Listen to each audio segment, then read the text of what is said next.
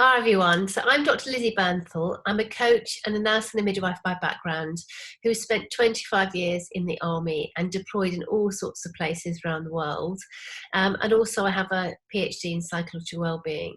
So I thought it'd be helpful to share a few tools and techniques that I've put into place during my life that have really helped me when I've been in uncontrollable environments such as deployment in Afghanistan and places like that. So what I want to do is share my screen with you now of a PowerPoint presentation I've put together, which is just about 20 minutes, 15 to 20 minutes of how to stay in control in an uncontrollable environment.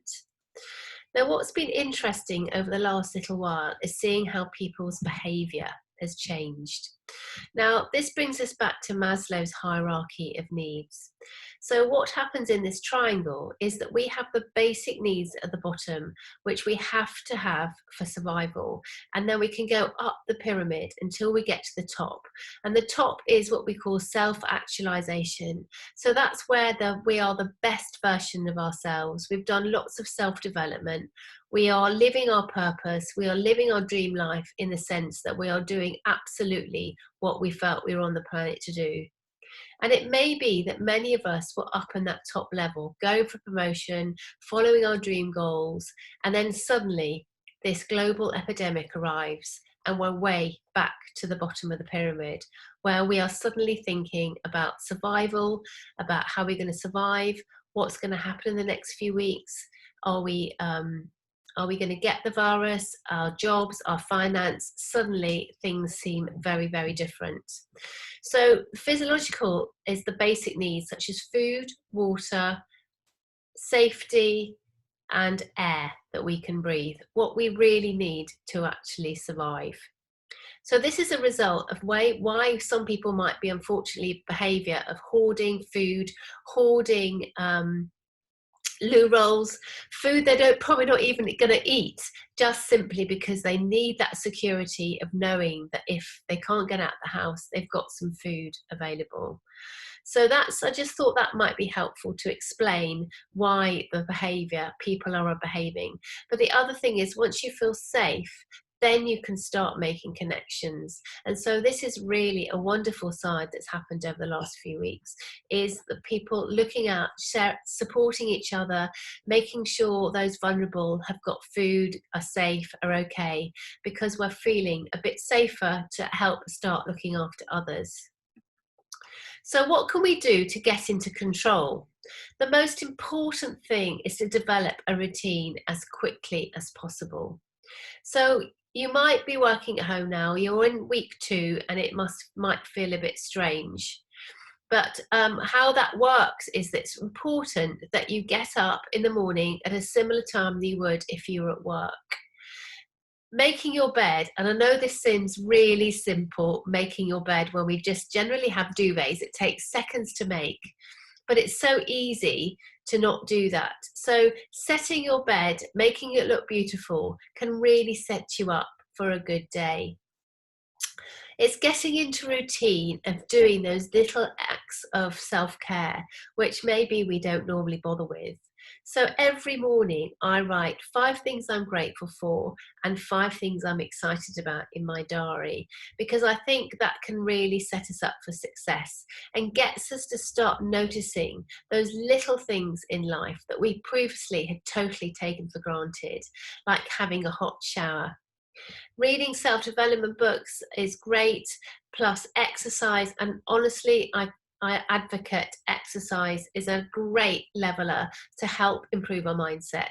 So we're allowed out once a day at the moment, so please, I advise you to get out there, particularly if the weather's good. Just enjoy that little bit outside the house that can be a bit of a treat.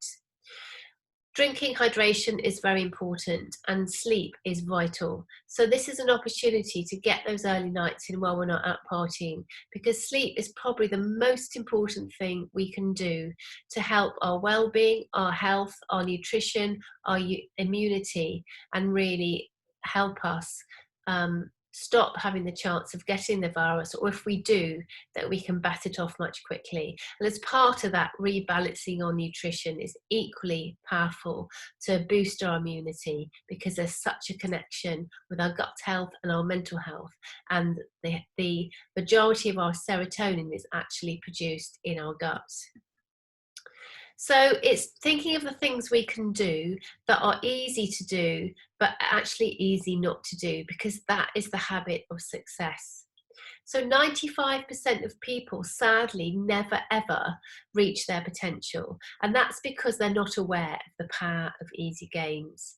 So how this works is having a think about something you can do every day, particularly while we're in this lockdown, that can have an impact on our life. So for example, reading 5 pages of a self-development book, you might not think that makes any difference whatsoever, because it's only 5 pages and it takes 5 minutes, 10 minutes a day. However, if you think over the year how much benefit that has to you, then that is a great benefit. You could have read several books throughout the year just simply by doing that. So even if it's going out for a walk and then starting 5 minutes running a little bit, that will still benefit our mindset and our well-being. So have a think about those little quick wins you can do that become embedded in your daily routine, because that also is really important. Our mindset is absolutely key. Every word we say to ourselves is a blueprint that our mind, body, and psyche wants to make a reality. So let's make those words in our heads positive, and notice if you're catastrophizing, i.e., this is a nightmare, this is hell. No, it's not. It might be a challenge, it's not a nightmare, and it isn't hell. And your brain will listen to that and think this is hell, and therefore, as a result, it can really impact on what we think and how we behave. So notice if you're thinking negative thoughts, like I'm never going to understand this, I'm never going to get through this, I give up, I can't be bothered, it's just not good enough. And change that to actually, what are the opportunities here? What am I learning?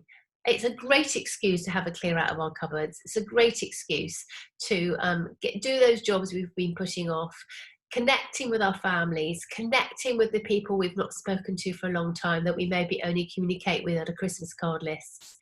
So this has a great opportunity also for enhancing communication, building up. If we've got a business, okay, it could be quite traumatic right now with have a loss of business, but actually this is a time to think about, when we come out of this, at the moment we're in the Bay of Biscay, how are we going to develop this when we come out of the Bay of Biscay and suddenly find ourselves through this and in the Caribbean. So our mind is everything. So what you think, you become. Your thoughts control your feelings control your actions, and your actions control your results. For example, this is where procrastination kicks in. So if you thought, oh, this is a really scary thing, I don't like doing my tax return, that creates a sense of anxiety. Oh, well, I won't do it today, I can't be bothered. However, if you're thinking in terms of, oh, I'm a bit scared to speak to that person because I haven't spoken to them, you might not ring the phone. But actually, if you're thinking, oh, it's great, I've not connected with this person for a while, I haven't spoken to them, this could be a great opportunity, oh, it makes me feel really good, I'm going to help someone, then you pick up the phone and they're so delighted to speak to you. This is a great opportunity, particularly when you're caring for others, because this is all about other people. We are in isolation to help others, to help reduce this disease. So what a great feeling that you're actually saving lives simply by just not going out of the house. So be aware of what your mind is doing, so that it's working for you and not against you. So what the purpose of this is to get a sense of control. And it's really important to think about not only your words and your actions, but what are you doing that you can stay in control of. You can control what time your alarm goes off in the morning. You can control about going outside and getting some exercise. You can control about ringing somebody that you feel might be vulnerable, that might not be feeling great, to check how they are. But you can't control where the virus is going. You can't control how long we're going to be in lockdown for. So it's important to let go of those thoughts because we can't control it. It's a waste of energy to be trying to control something that we really can't control. So when you notice that you're feeling out of control, then it's important to get back into thinking about, well, what can I control? Yes, I can control my routine in my day. I can control when I have meals. I can control when I'm helping my daughter with their schooling or when I'm working from home.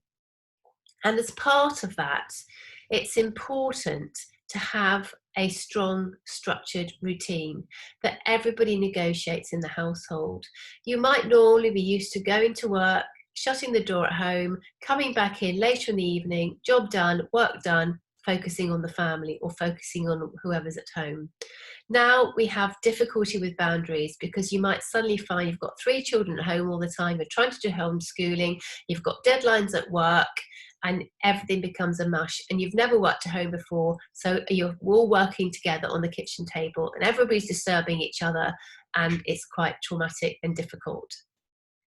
This is when it's important to set boundaries between all of you.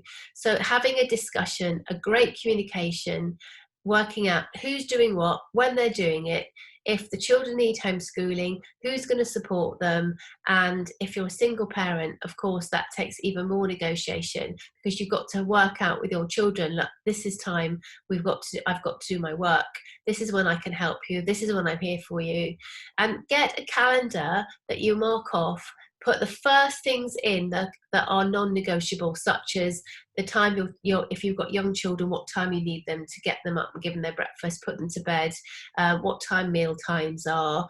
If you're going out for a walk, are you doing that together or are you taking it in shifts? Whatever works. And negotiation, and we can certainly coach, if you're having problems with any of this, we can certainly coach you on this, of how to have those conversations, how to personally get into control if situations you're finding you're not in control.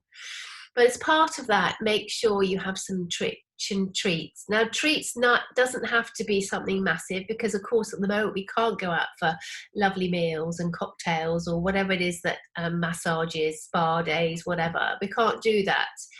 But you can give yourself treats like, when you're going to the supermarket, all supermarkets now tend to have things for the garden, or they have nice shower gel. So that could be a treat, having a beautiful shower with some lovely shower gel that you find a treat, or getting some nice plants for the garden. Those little things that enhance our well-being, make us feel good, and give us a sense of, yes, we're absolutely worth it.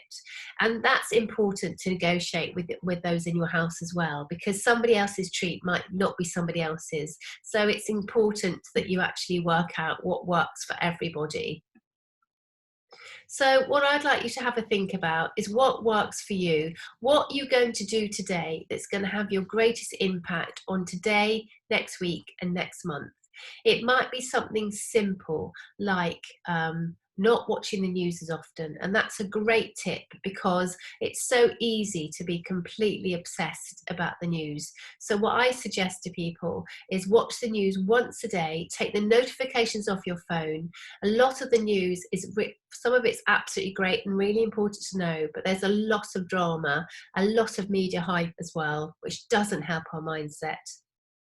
So I suggest that maybe watching the news once a day, say at the 6 o'clock news, where the briefings, the government briefings have taken place. I suggest not to watch it in the evening and not to watch it first thing in the morning because that can really erode our day. Take the notifications off your phone so you don't have a ping every 5 minutes that there's some update.